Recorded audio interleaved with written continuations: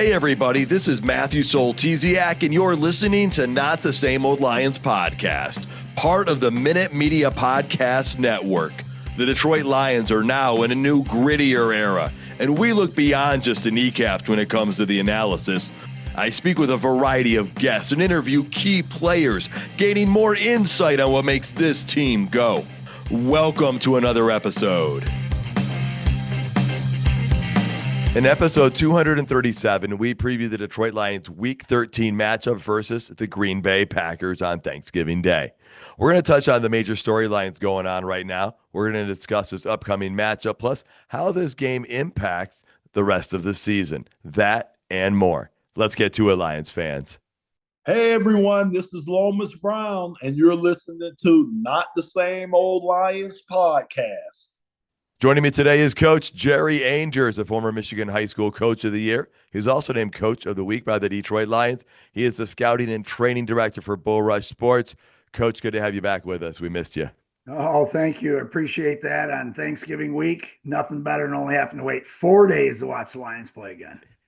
For sure. And your trip back was probably much more enjoyable than it was the week before. So we didn't have to worry about that. You were in better spirits. Yes. All right. Well, joining both of us, of course, is the senior sports writer for the Traverse City Record Eagle, James Cook. He is also the sports writer of the year for Community Newspaper Holdings Incorporated, and he is rocking jersey number 21. James, good to have you here. Yeah, my new Barry Sanders Oklahoma jersey. Oklahoma State. Yeah. Don't need a bunch of hate mail saying we got the – I knew what you meant. Yeah. Yeah. Found this at a thrift store in Wisconsin. That's an incredible find. Incredible. They probably bought it because they thought they were going to draft him, and then they went with somebody else, and the rest is history. Could be. Big offensive lineman I heard from Michigan State. Incredible bulk.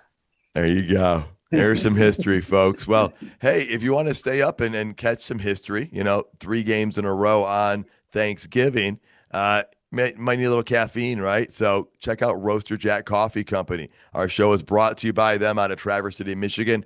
They've been roasting incredible beans since 1999.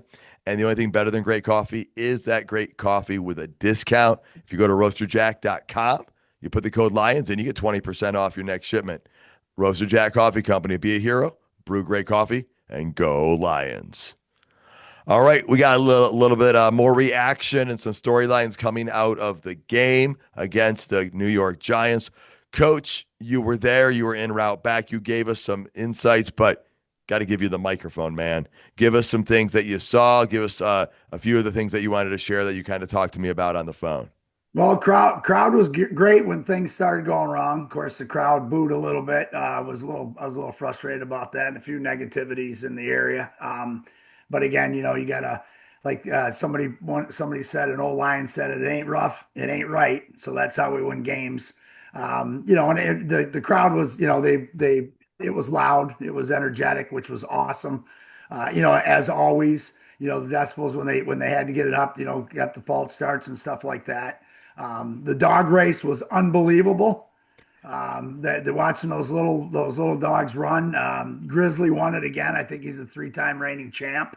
So that was one of the most, probably one of the funnest things there, other than the Lions' victory. And I look at it too as in that game situation, a lot of stuff talk about. Gibbs did this, the one-handed touchdown that he had, the Bates kick. We don't go to overtime. I mean, those things are all things that stick out for me. But one of the things that really sticks out is we got beat on 2 trick plays, and we threw an interception in the red zone. And that's the whole turning point. And the cool thing about the Lions, I thought, was they kept clawing where they're down 10-0, and they continued to claw and fight and come back and come back and come back. That's probably one of the best 2-10 teams around. I think the Packers had to do the same thing the week before, and that team beat the Eagles and the Chargers, I believe, in their 2 victories. Mm-hmm. So great victory. Again, the Lions did what they had to do to win, and that's just the way the season's going to be, and we have to live with it. Last year we were 15-2, and everything looked great, but like Dan Campbell said today, and then you're out immediately, getting that home field advantage. So let's keep grinding and keep cheering and see where they go. All right. Well, where they went was all over the field with Jahmyr Gibbs. We all know that the 219 yards. I felt like didn't quite give him his full bouquet of flowers when we spoke there, James. So I went and did a little stat diving, and that 219 yards on the ground is actually third best for a Detroit Lions running back in a single game performance. The top four, of course, did belong to Barry Sanders. So now it's 1, 2, 4, and 5 for Barry. Jahmyr Gibbs is in the 3 spot. And he's approximately 650 yards rushing away from moving into 5th all time for Detroit Lions yards rushing, which is incredible. And so I was like, wow, those are some incredible stats for him. And then I guess I was just poking around on some more stats, you guys. And if you look at rushing touchdowns for a career for Detroit Lions, obviously Barry Sanders is at number 1 at 99.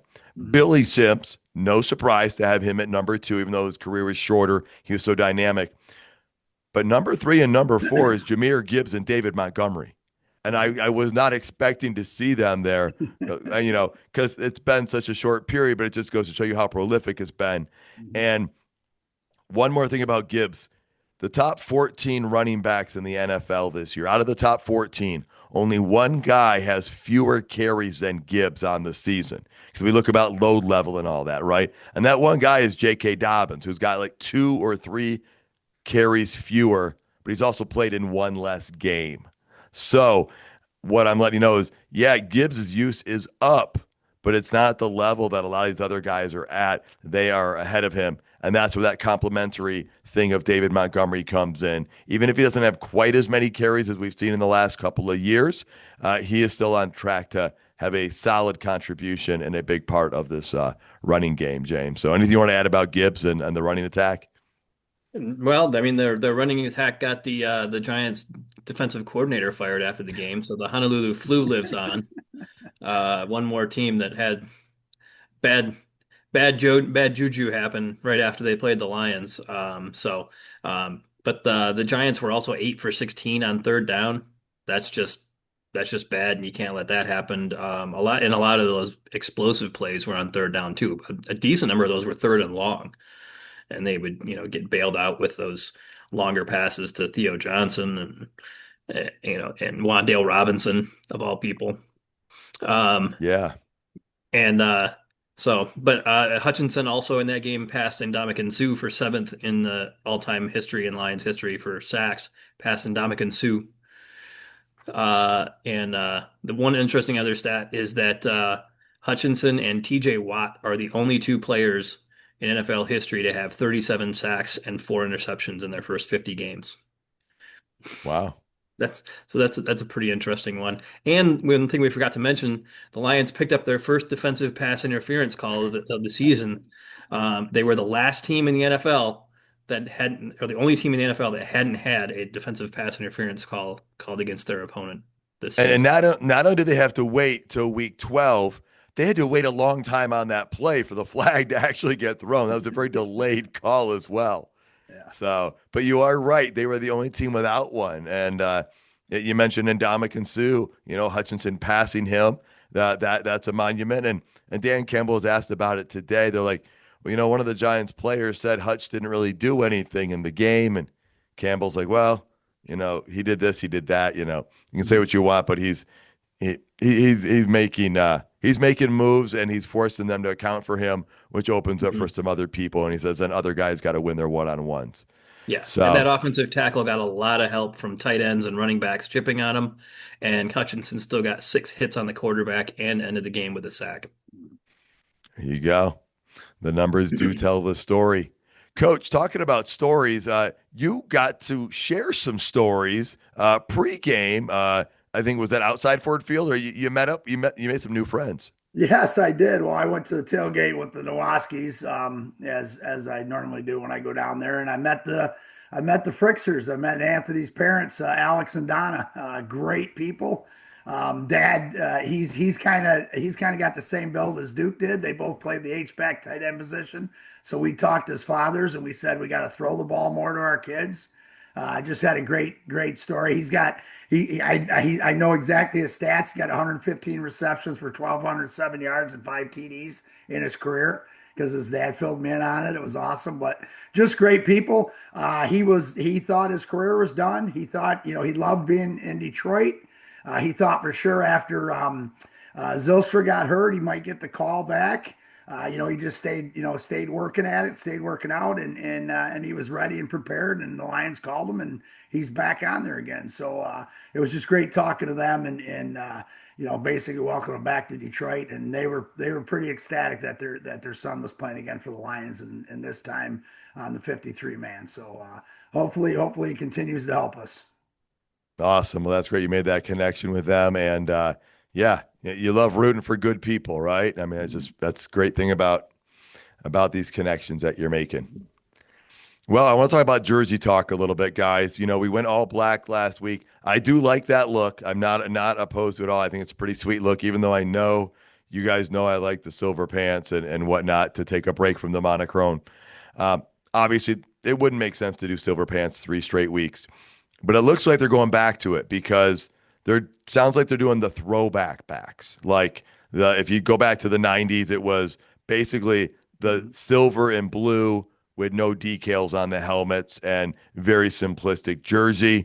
So that looks like that's going to be the look for this week. A lot of people are a big fan of that. I'm not opposed to it. I just like the 1990s jerseys with Barry Sanders. And so maybe we'll get those for either Dallas or Pittsburgh.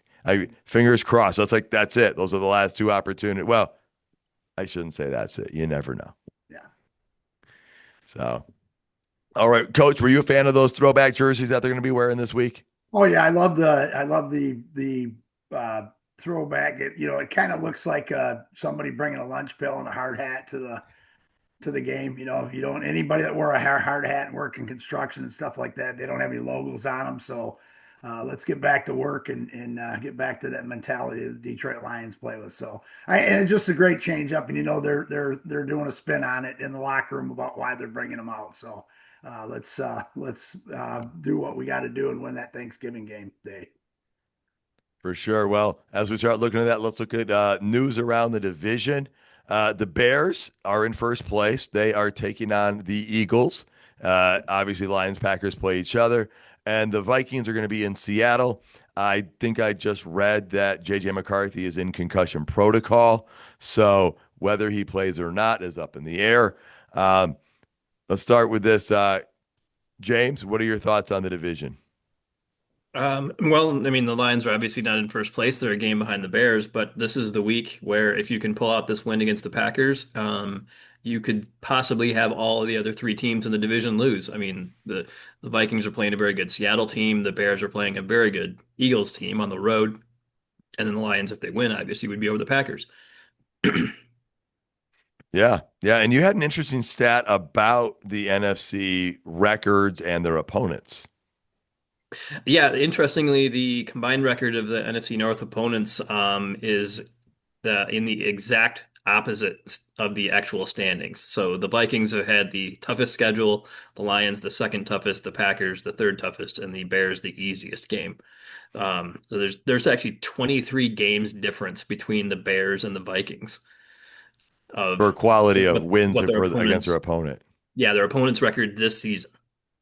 Wow. So not based on last year and your kind of strength of schedule that determines your schedule this year, but who they've played so far this year.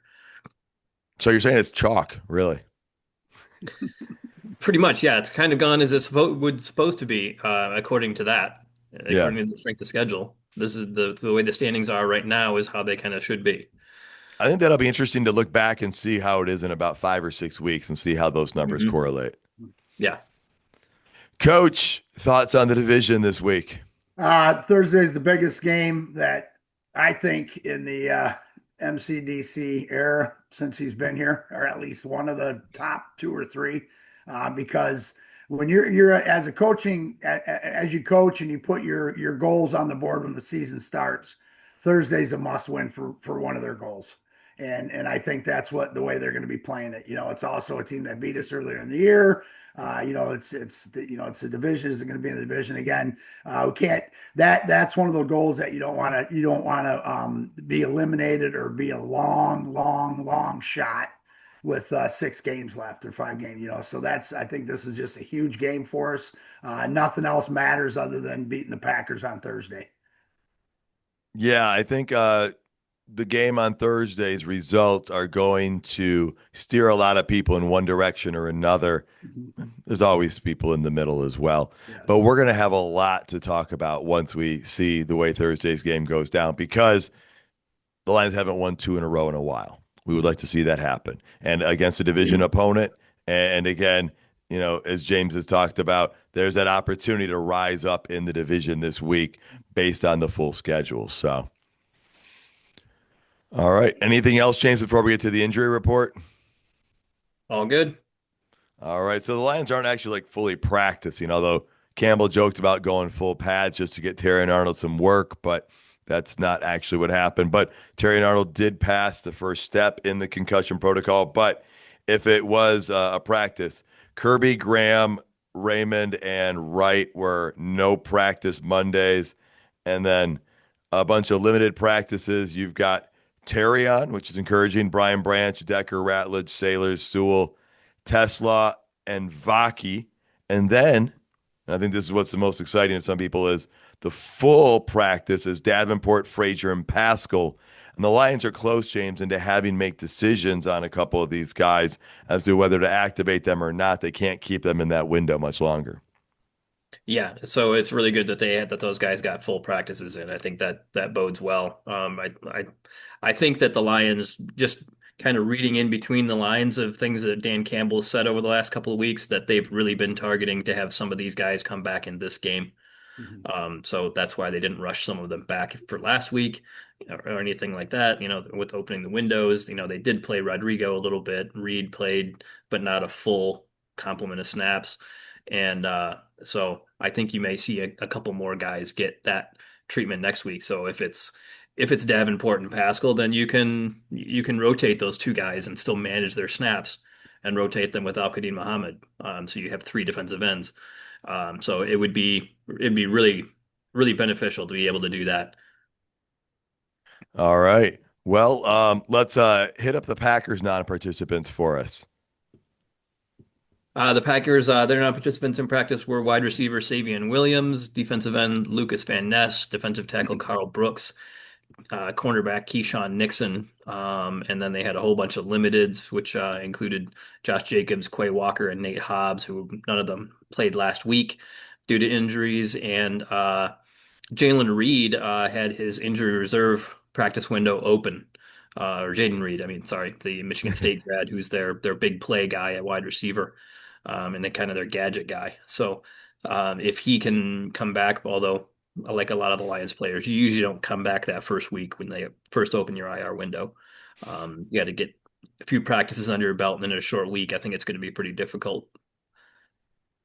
All right. Well, let's get to the preview section of the show. We're going to start with an interview from Cam Ezer, sports reporter for the CBS affiliate out of Green Bay, Wisconsin. Here's that interview. Joining me today is Cameron Ezer, sports reporter for the CBS affiliate WFR-TV out of Green Bay, Wisconsin, to give us some insights on what to expect to talk about the Lions and Packers coming up here on Thanksgiving Day. Cam, thanks for taking the time to talk with me. Of course, it's a pleasure. Thanksgiving Day games are always fun, especially if these 2 teams are pitted against each other. They are, and man, what a season it is shaping up to be. The last time we spoke was before the season opener. Things have changed, but they haven't changed. Both of the teams are super competitive. Packers are in second place right now, a half a game between the Bears, who are in first, and the Lions, who currently sit in third.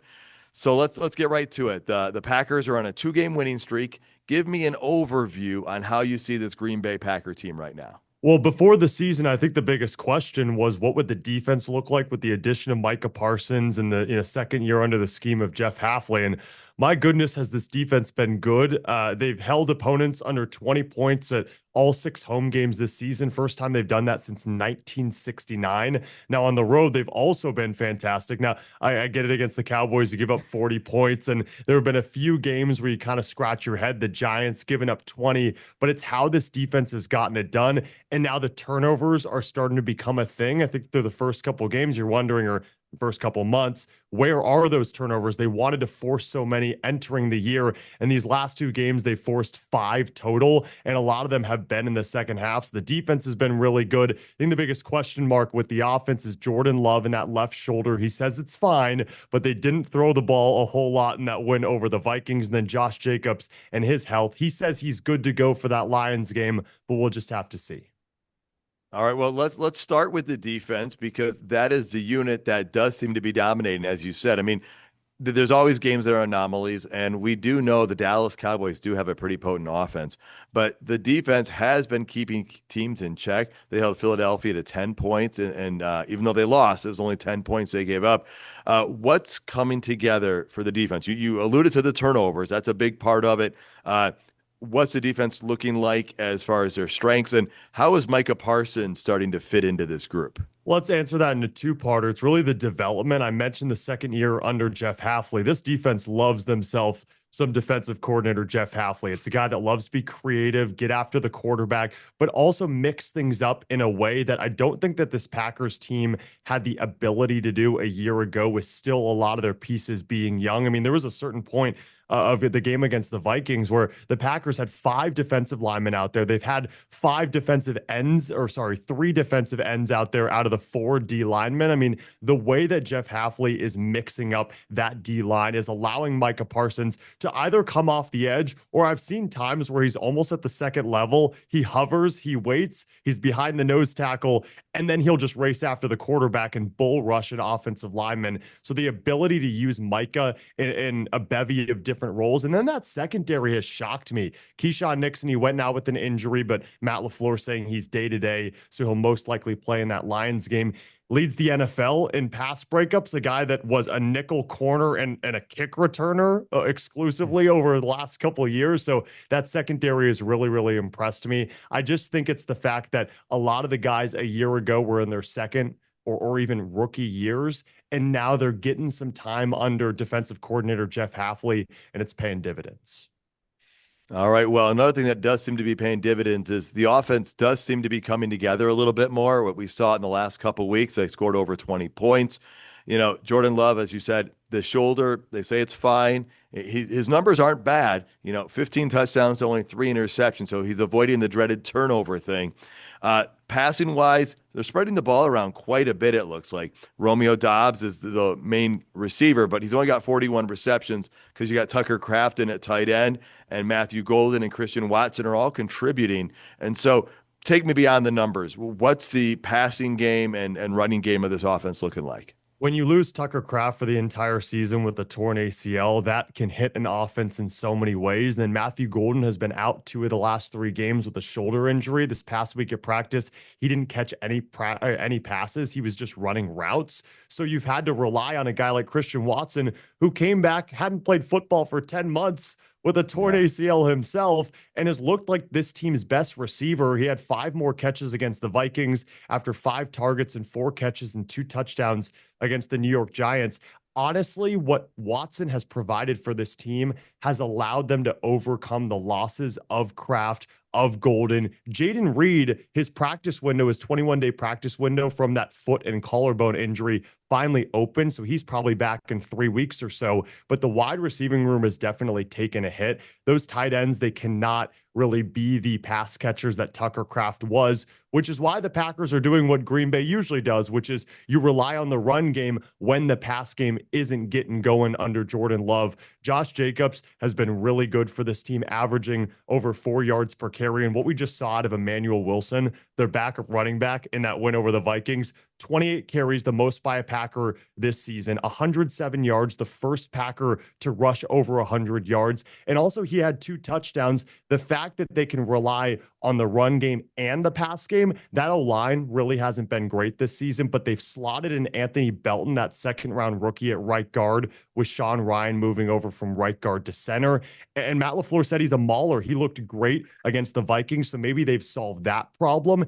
If they can get the run game and the pass game going, that complementary football on the offensive side, then Jordan Love doesn't need to be the guy that we expect him to be. He can just have serviceable numbers, and that was the case over the last 2 games. All right. Well, there are a lot of things going well for the Packers despite some of those injuries. But let me ask you this: if there's a weakness on the team, what is the weakness of the Green Bay Packers? It is the offensive line. Now, they solved it against the Vikings, but it was also at home where they didn't have to deal with the road fans that they're going to have to deal with at Ford Field and the noise and everything. Jordan Love, as much as the interception numbers haven't been there have been times where you kind of question. And honestly, that left shoulder injury might be a blessing in disguise, because there was a point in that Giants game, or pardon me, that Vikings game over the weekend, that he looked like he was going to take off and run. And I think he learned his lesson by dealing with injuries because he was trying to run the ball and he just threw it away. But this offensive line has allowed pressure to get to him a little too much. And that's why the Packers beat the Lions in week 1, because that O-line was healthy. They were dominant, gave Jordan Love time in the pocket. So I think that the offensive line definitely has its weaknesses because of injuries throughout. They shored things up in the Vikings game. Will that continue? I don't know. But if that offensive line isn't going, then Love isn't the player he is. The running game isn't the game it is. And then those wide receivers don't have time to get open. In a weird way, there's a lot of things that mirror between the Lions and Packers right now, with offensive line, tight end injury, all these things. So it's going to be an exciting game. It's going to be a very important game this weekend because this division is very close and somehow the Bears just keep winning. So that's what the Packers and Lions need to try and do as well. Cam, if Green Bay is going to win this game against Detroit on Thanksgiving, what do they need to do? I mean, it's the same with anyone that faces the Lions. It's stop the run game. What did Jahmyr Gibbs just have? A little cup of coffee on the ground, 219. He had, 40 receiving yards, a couple touchdowns. Looked at my fantasy opponent, and all of a sudden it's like, wait a second, in fantasy football, Jahmyr Gibbs just had 55.4 points. The one thing that has stained this Packers team, especially over the last few months, is their inability to stop the run. Now, they've had times against the Eagles, they held Saquon Barkley to only 60, but that was a bit of an anomaly. I do think that Jahmyr Gibbs has the chance to have a $150 on the ground, which could definitely hurt a Packers team that is just better when they can get the pass rush going. I asked Micah Parsons after that win over the Vikings, like, I mean, what changed in that second half? They allowed 4 yards of total offense in that second half, and they had 4 sacks. They had as many sacks in the second half as the Vikings had in total offense. It was ridiculous. He said, we were finally able to play some football. We could get after the quarterback. It wasn't just play action or check downs. If Jahmyr Gibbs gets going, then the pass rush can't get after Jared Goff. And that's when that's when their downfall starts. So you got to stop Jahmyr Gibbs, stop the run. I know they also have David Montgomery. So if you can do that, the Packers can get the dub. All right, and let's flip it around. You kind of alluded to it, but is it for the Lions? Is it get the run game going and get pressure on Jordan Love?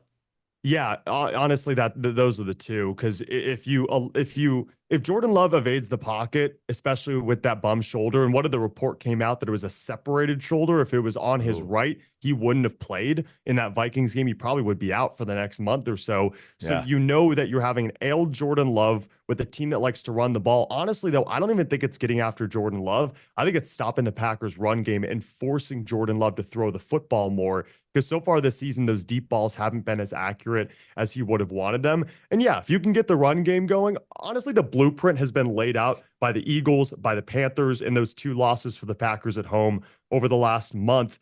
It's run the ball. I mean, if you have a quarterback that can run, if you have a running back that can run, anytime you can keep the ball on the ground and mitigate that secondary and mitigate that pass rush, you have a chance to beat the Packers on any given day. Awesome. Cam, any final thoughts before we get out of here? I'm so excited for this. Micah Parsons, and we talked to him so much because he is the premier player, was asked about playing on Thanksgiving. He's used to playing on that holiday. because he played with the Cowboys. Lions are used to Yeah. playing Cowboys, right? And Packers. And he said, yeah, I want that turkey leg. So we'll see if he gets that. I think for a guy that just had, he has 10 sacks in the season, the first Packer to have double-digit sacks since 2020, and 5 straight seasons with double-digit sacks. That is the longest since Reggie White to start a career. I'm curious to see if Parsons plays an impact, or if the Lions go with the blueprint to beat the Packers, which has been just run, and don't allow that pass rush to get home. Awesome, Cam. Thanks so much for taking the time and talking Lions and Packers football. Of course. Can't wait to be in Detroit. That crowd's going to be rocking. All right, again, some great information from Cam about the Packers. They are an interesting team this year, guys. The way it seems that the defense is coming together for them. And as the offense, they do just enough to win, it seems. But that defense is getting better on that defensive side of the ball. That is becoming the difference maker. They've been getting turnovers lately. They, too, have had to overcome injuries at the tight end position like the Lions. Coach, let's start with you. What do you make of this Green Bay team so far? Well, I mean, they're a good football team. We know that. I mean, we knew coming in, they were one of the ones they were talking about, possible going to the Super Bowl. They added, they went out and spent a ton of money on a defensive end and got some other guys. And so I think that's one of the biggest things with them is you gotta, Love is in his 3rd year now as a starter. So everybody, expects them. We keep hearing about they're the youngest. They're the youngest roster, or one of the youngest rosters, and they got all these receivers and they got all these different things. So, again, is it too many people writing in the papers about how great they are or how good they're going to be compared to that? Now, again, the defense coming together, but the defense has always played well for them. That's one of their things. And LaFleur's a great play caller. So, we know we got our hands full. We lost in week 1 and it's a big thing, but with Micah's kind of settled in right now, and Gary's on the edge, and we gotta, we're gonna have to play our best game and win probably two phases and break even on the third to take care of it. All right, James. Overall, what do you make of the Packers before we get into what they might do against the Lions? Well, on their offense, I mean, they have a great whole bunch of wide receivers, but a bunch of them have been hurt on and off throughout the season, so that's kind of hurt them a little bit. They were missing the running back last week. They've had offensive line has struggled with some injuries and moving guys around. So they came into the season with a tremendous offense on paper, and it's just been kind of hampered by things that have happened. Jordan Love is having a pretty darn good season, though. His interception rate is way down from his first 2 years as a starter. This year, he's only got 3 picks in 11 games. So he's taking a lot better care of the ball than he was. Still has 15 touchdowns. So he's, his yards per game is pretty on par with those last 2 seasons as a starting quarterback. So, and his completion percentage is a little bit up. So, I don't think Jordan Love is the problem with the Packers offense. It's keeping guys around him healthy. Yeah. All right. Well, they've stayed in contention with the division because they're undefeated in the division. They've only played 2 divisional games so far, but they do not have a divisional loss. And so what are we expecting the Packers to do against the Lions this week? Coach, what they did first week was play the shell, right? They forced the Lions to try and find openings underneath. They were rushing 4, playing zone, dropping a lot. There were a lot of things going on for the Lions that just didn't work out. But is that the same approach we think we're going to see out of the Packers again? They're not going to change their defense. That's their bread and butter. They want to play that too high shell. We were our offense last when we played them last, our starting field position was the 20-yard line. We had the biggest time of possession. We had 35 minutes or something like that, 36 minutes. We were 1 for 4 in the red zone. And we threw a pick in the red zone, against that one. And again, they ran that too high shell concept, and they jumped it. They knew we were throwing that quick hitch route to Saint, and their safety came down and jumped it. And one of the things I noticed, and I'm gonna talk about the game yesterday as well as this game. That interception that we threw, that Saint, it kind of bounced off Saint's hands in the game yesterday. Yeah. If you go back and watch the film, JMO was breaking open over top, basically mirrored, not mirrored the route, but it's over top into the center of the field. And Goff, threw it to Saint. It was the exact same thing that we saw against the Packers, where that safety jumped it. So the reason I brought that up is I think the Lions they were using that for the Giants game, but I think they're also using it to get it set up for the Packers game. I mean, you do that sometimes, and I think so. You're going to run a mirror route, some type of mirror route or something behind Saint if they're going to jump that quick hitch to Saint route. It was a motion call across. I mean, it was kind of, and I looked at the two of them and I went, "No, that's something I think we'll see." So, so you take that. Goff 3.3 air yards per completion in that game against the Packers. 3.3. It was bad. They were getting all kinds of pressure on us. We had it was our first game with the new OC. Now we're in our third game with our new OC.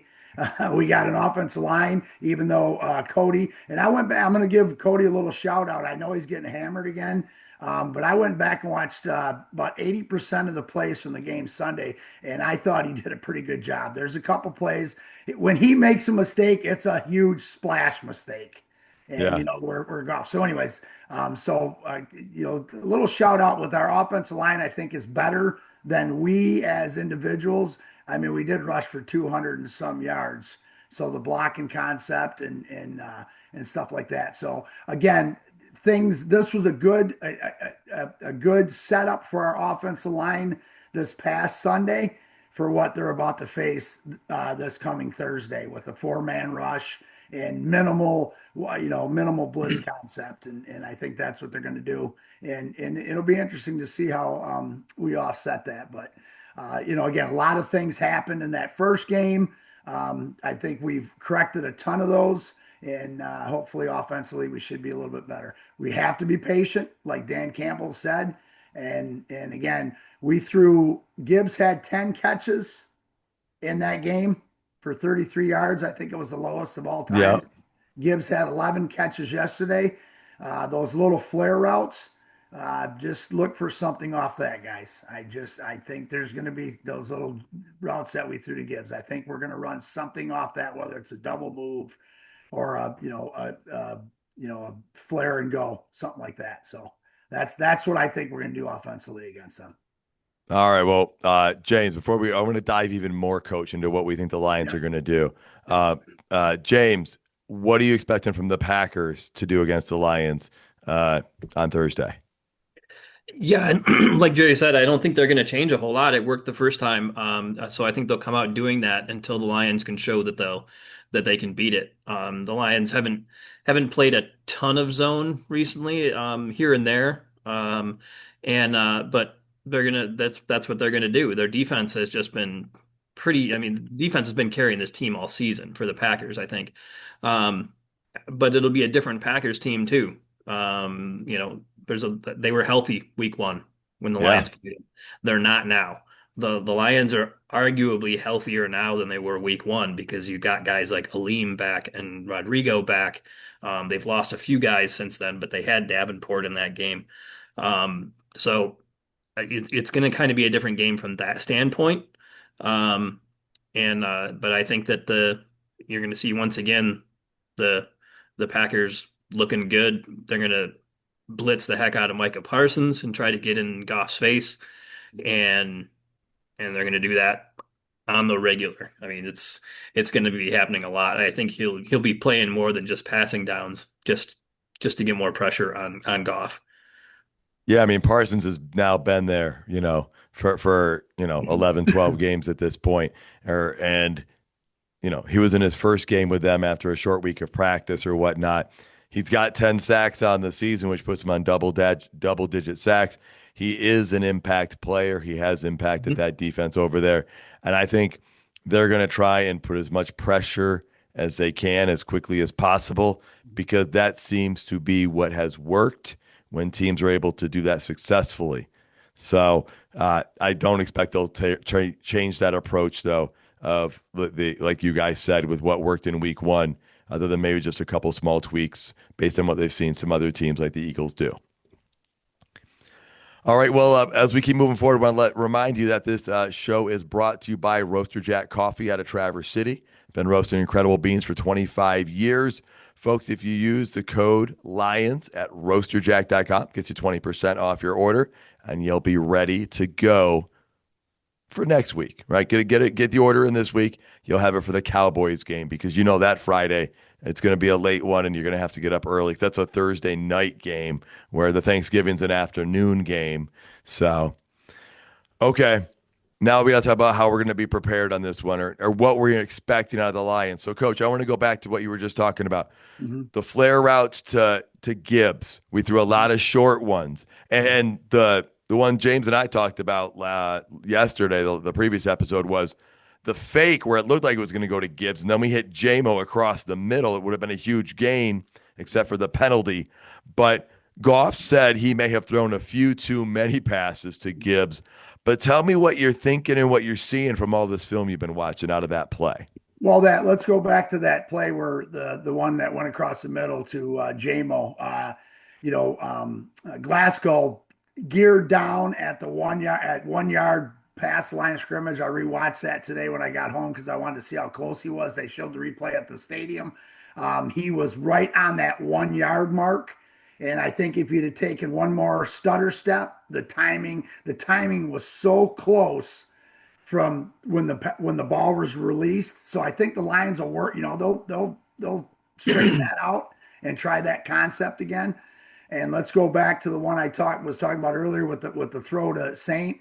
I think you're gonna see routes in behind the Saint hitch, and you're gonna see routes in behind the flares to Gibbs. Okay, so in other words, what I'm saying is, instead of when he just flares out, and I think he's been on line of scrimmage almost every time on those. When he flares out on that, I see Goff looking at it, maybe pumping to it, and then them running something, a quick slant in behind it, downfield a little bit more, because that's where you have to throw. But if you can get that linebacker out, then that's going to put us in space on two safeties. So it'll be interesting to see how many times we throw that Gibbs thing. The other one, too, is we ran that jet sweep to Gibbs yesterday immediately. We never really set it up, and Burns ate that play up. If you guys remember that, right? It was a tackle for loss on Gibbs. Yep. So I think you're going to see. I think they're going to set something up off that too. I just because as aggressive as Green Bay's defense is flying to the ball to rally around the ball, I think the Lions are going to give them some eye candy to try to get them to commit. And once they see it upstairs that they are committing to stopping those initial plays, that's when the Lions are going to hit them for some scores. So it's going to be a chess match the whole game, and longer. But in the end, I think we're going to be in pretty good shape offensively with that. All right, love that breakdown and dissection there. James, what do you got? What are you thinking about the Lions this week? Well, I had one question for Coach. Break down for fans why it is that linemen can't go more than 1 yard past the line of scrimmage like that. Because I think your normal fan doesn't care one bit and thinks that's Well, the thing is, you're not looking at numbers and stuff like that when you're covering somebody or you're in pass coverage. So all of a sudden you have an extra person down there. You may break off your initial, if it's a zone coverage concept, you may come down, all of a sudden Glasgow's in a pass lane and the linebacker looks at him like, who's that? And then, then the play goes to J-Mo. So that's the big reason with that. So there, you only have so many receivers. You get 4 receivers, a running back, whatever. You get 5 guys, so that you have to make sure that the safeties are doing the same thing. Just like I talked about, if the Packers are bringing a guy downhill, all of a sudden there's somebody in that passing lane, and they come downhill. We just can't release everybody. So that's what the big thing is. And then it also turns in, now you're talking maybe a pick play. You all of a sudden you got an offensive lineman, 2-3 yards downfield, linebacker turns on a crossing route by J-Mo. Let's talk about that one because and he slams into a 310-pound center. So that's kind of what the problem was with that. So, and again, the scheme the Lions did on that play was, it was a great call. I mean, Duke and I were crazy. What a great call. And then you realize Glasgow's a yard and Maybe a yard and a half downfield instead of just a yard. So I hope that clears it up. Yeah, because to me, I think that's one of those penalties where I think the average fan is like, why did they call this? This makes zero difference in the game. It seems stupid. Mhm. I think it's stupid. Yeah. It's it's an eligible receiver downfield, and it's like, no, it's not. He's not a receiver Yeah. unless he throws the ball to him. Then he's not a receiver. It's just a dude. Yeah. If you block your guy and then go and block another guy, have at it, man. Yeah, it would be nice. I tell you, all offense coordinators would be loving that. Oh, that would scheme things a lot differently. Yes. Yeah, I mean, you still can't throw the ball to the guy. Right. I mean, Right. it's Right. unless declares as an eligible receiver, like Skipper or whatever comes in. Yeah. So I mean, to me, I don't care. Right. It's one of Yeah. those stupid penalties. It's like when you see an offensive lineman flinch or a defensive lineman has his hand in the neutral zone. It's like one of those stupid things where it's like it doesn't impact the play really, especially the offensive lineman flinch unless they draw somebody into the neutral zone or something like that. It's like, why call it? Why stop the game for that? Right. All right. Well, thanks for that clarification there, Coach. Yep. As far as the Lions go, I want them to take deep shots. I wanted them to take deep shots in week 1, but with the Packers playing this type of a defense, they're going to purposely try and take that away. And so this is where Campbell again said we have to stay patient. Yeah. And there's two folds on this, right? One, obviously, you're not going to throw it into double coverage because that's what Jared Goff doesn't do, right? Most of the time, he would prefer to find a guy who's on his way to being open and hitting him in the open slot. But then also, the offensive line hasn't necessarily given him enough time for that play to develop downfield. That might be the bigger issue here. So I think the Lions are going to be patient. They have to be, because the turnover, like you talked about in week 1, was a big difference maker in this game against this team. And so I like the way the Lions match up with them, but they've got to play mistake-free football, and they can't force things. They can't press. They have to just take it a drive at a time and look for those openings. But it's going to be tough if the Packers do get pressure with just 4 guys. Then you're going to have to look at some different options. So that's what I'm thinking out of the Lions offense. James, what are you thinking or seeing? Yeah, you could see that definitely if Nixon and Hobbs are both out. I mean, Hobbs didn't play last week. Nixon didn't practice today, so there's a likelihood that maybe one of those guys is out, and even a possibility of both of them. So both of their starting corners possibly down. We're not sure if Terrian's going to play for the Lions, so they could be down corner too. So you could see both of these teams maybe going a little bit and going after corners a little bit more than they normally would. All right, and then defensively, the Lions defense was actually pretty solid in the second half of that game when they played, if memory serves me correctly here. Yeah, they gave up, I guess they gave up 10 points in that game in the second half, 17 in the first half. But they were not put in the best positions a few times in that game. The Lions defense does continue to be a strength, and so it didn't look like it against the Giants. But, Coach, are those correctable things? I mean, those just look like some missed assignments, some major breakdowns. There were a lot of them, a lot more than you'd want to have in one game, but it seems like it's something that they can recover from. Oh, for sure. The 2 double passes, let's take those yards away. The two trick plays. I mean, those are huge. That's, and again, I think Harper was peaking. Barnes made a great job trying to get back and stop Winston from getting a touchdown in that situation. So those are big. The other thing too, and I'll tell you, people probably didn't notice, but they were lining up Johnson, right, as their big tight end last Saturday or last Sunday. They were lining up Johnson, the big tight end. They were flanking him wide because Amik was covering him man to man.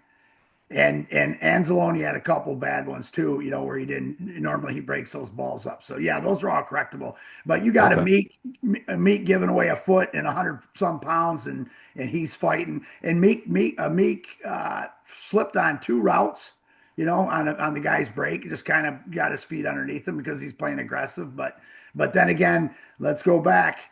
we talked about red zone defense, guys. That last stop on fourth down when we knocked the ball down in the end zone and things like that. So yeah, all correctable. Again, things that'll if we get TA back, I don't even know what's going on with Joseph. Then things really pick up because then we put a Meek inside for that nickel. So yeah, just I think it was just new offensive coordinator again, new head coach again, and they made some great calls against Shep. And I'm gonna tell you the other one too, guys, that people don't know. And I'm bringing this up because why I'm saying it's correctable. We covered two receivers with four guys on the little flare when they throw to the running back, and he went down the sidelines for I remember 30 yards or whatever. Tracy, yeah. Tracy. Tracy. Yeah, Branch and the back, they blitz Campbell from that side, which they probably had a cover two concept on or a switch concept on, and they both took the deep route. Branch was lined up at safety, which Branch would normally be in the box, and Kirby Joseph would be at safety. And then on the back side, they doubled one receiver also. So there were two receivers wide open on that, all correctable. All watching tape, won't happen again. All right. James, anything else on what we expect out of the Lions before we move on to any other storylines? No, I'm sorry. I mean, yeah, I think you're going to see lots of Gibby and Amon-Ra St. Brown for one. I mean, we've seen that the last couple of weeks. I think that's going to continue, but I think one thing I'll talk about later on is somebody else you might see. All right. Other storylines is I think the Lions need to continue to try and spread the ball around more. I think they need to get more people involved. And I think one of those people is David Montgomery. I mean, you see the guy, I think back to a game last year where they threw about a 5-yard pass to David Montgomery, and everybody thought he was tackled, and he took that ball like 35 yards more down the field. Like, that guy is not an easy guy to tackle. So I want to see David Montgomery involved more, even if it's a screen pass to him. I'm not taking Gibbs off the field necessarily, but David Montgomery is a great weapon. Jameson Williams is a big weapon.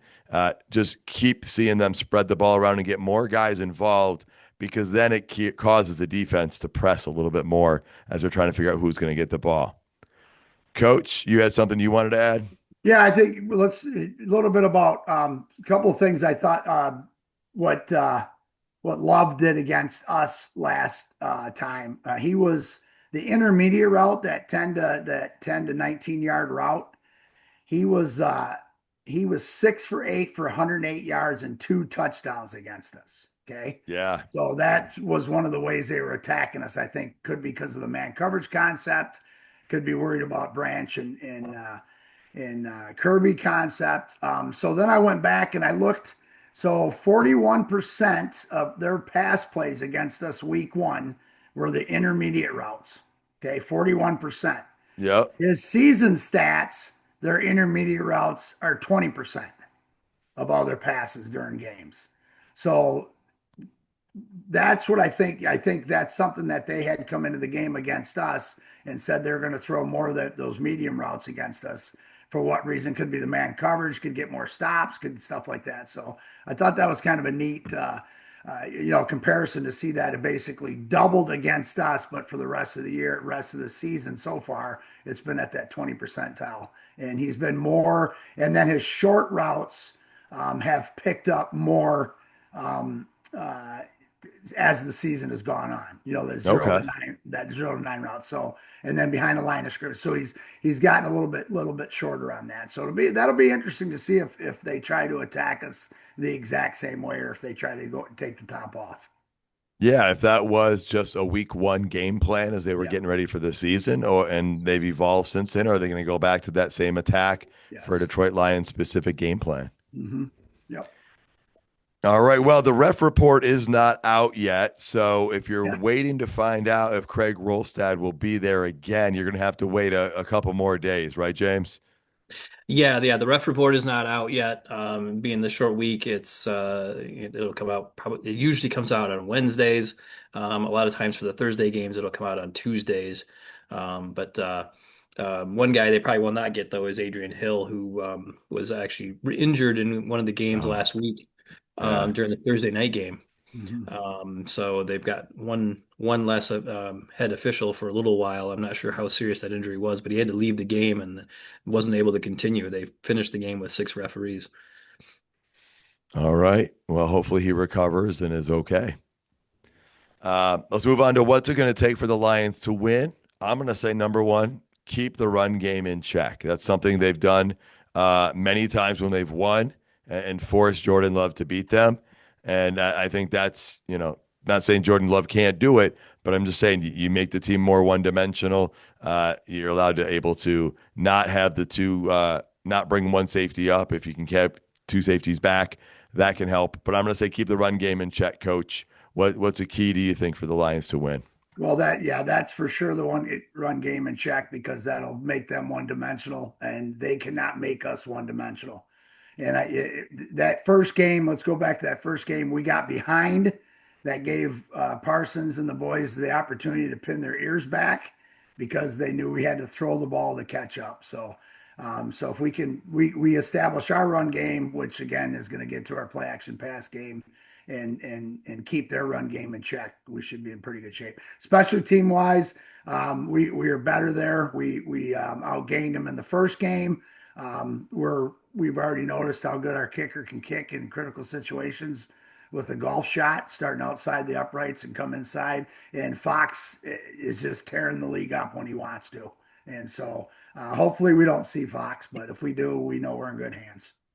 Yeah, and again, Bates' kick was just like my golf shot, man. That's exactly how I do it. And you're like, whoa, how's that coming back in? But James, you want to add something? Yeah, the coverage team units for the special teams looked better last week too. I think having Rodrigo back, having Vaki be a little bit closer to 100%, and not limited as much in his second game back, helped with that. So I think the special teams hopefully will just continue to get better as we get couple more guys back. Hopefully, Khalil's injury isn't serious, but they potentially have Dorsey coming back too, who is one of the better gunners in the league. All right. Well, then, and one thing I want to point out, that first game, Sam Laporta was our leading receiver, you guys. 79, 6 catches, 79 yards, including a 32-yarder. That was pretty nice. And so, we're going to need some contributions here. So, James, give us some predictions. What do you got for a prediction in this game? I think with Khalif having that ankle injury, they may not play him on the short week. So I'm expecting this is the Isaac Taslaw game. The hometown kid playing in his first Thanksgiving game, having a little bit of a breakout and having multiple catches in this game. All right. I'm going to predict an end around to JMO. They're going to get him the ball running because, as they talked about, with Jahmyr Gibbs gets that ball and runs with it, they're so difficult to bring him down and get him when he gets in a little bit of open space. You have to get the ball in JMO's hands. You have to. If you're not, you are not even coming close to maximizing this offense's potential. And so that, and I think allude to what Coach said, if the other team's as aggressive as they want to be, you got to use it against them and do some misdirection on things. Whether it is an end around, whether it's you let them all come through and then you do the dump off screen pass. I hate those flares out to the flat. I know it worked for a touchdown to St. Brown, but if you can get everybody upfield first and then you can drop the ball off, I like those percentages a little bit better. But JMO end around is the number one thing and maybe some sort of misdirection. What do you got, Coach? Well, Skipper 15 snaps last game. Frisker 3 and Dwelly 2, so they're not going to the 12 personnel as much as the extra offensive lineman personnel. They threw the ball more with Skipper in there than they ran the ball. So I think we're going to see that to establish the run and then be able to hit those, sweep. Maybe that's reversed to that side. Skipper did a phenomenal job on that. So I think the Lions are going to try to establish that with the big body push. And that's also going to widen out number one with that. And it, gives you a better opportunity to push the ball and run those dual blocks. So that's what I think they're going to do offensively off that. All right. Well, I do agree on those items. And, as far as the I forget what we were just going with that one. I lost my train of thought, Coach. But yeah, final thoughts on this one. Get the run game going and get everyone involved. And I'm going to say the game matters to the Lions significantly. Coach, you talked about it. This is one of their most important games in a long time. Lot riding on this game. It's not a playoff game. It's not make or break, but we're at that time of the year where margin for error can get thinner and thinner, and a loss would do that. A win keeps the margin open and keeps you comfortable. Mm-hmm. James, any final thoughts? It'll be interesting to see what they do with the normal day before the game transactions. They've got some decisions that they can make in activating some guys off of injured reserve. Like we mentioned, Davenport and Pascal, and also Miles Frazier. He's a guy that's been practicing for a week and a half now. So do you see him make his NFL debut? And if so, does he play more than just special teams? Do they give him maybe a couple reps at guard in place of Awashika just to see what he can do here or there during a game? I don't know that they will, but I guess it's something that they probably would be thinking about. All right. Great thought. Coach, any final thoughts here? Yeah, off of that, a couple of those guys I think have 1 day left, so they're going to have to make that move, and I think that's why they were using Frazier at guard and at tackle so that he could, there'd be a reason for them to put him on the 53-man because he could play a couple positions to help us. But man, it's hopefully he's a very, very smart kid. All right, definitely something we'll all be keeping an eye on because that will impact the roster this weekend going forward for their availability. Another shout out to Roaster Jack Coffee Company, roasting incredible beans since '99. Visit roasterjack.com, use the code LIONS. You get 20% off your next order. That was Barry Sanders' number, by the way, folks. All right, thank you so much for tuning in. Please tell your friends and family about the show. You can find us on social media as well as all major streaming platforms. We'd love to hear your thoughts and reviews. Check out more episodes and content. NotTheSameOldLions.com. And until next time, stay gritty, my friends.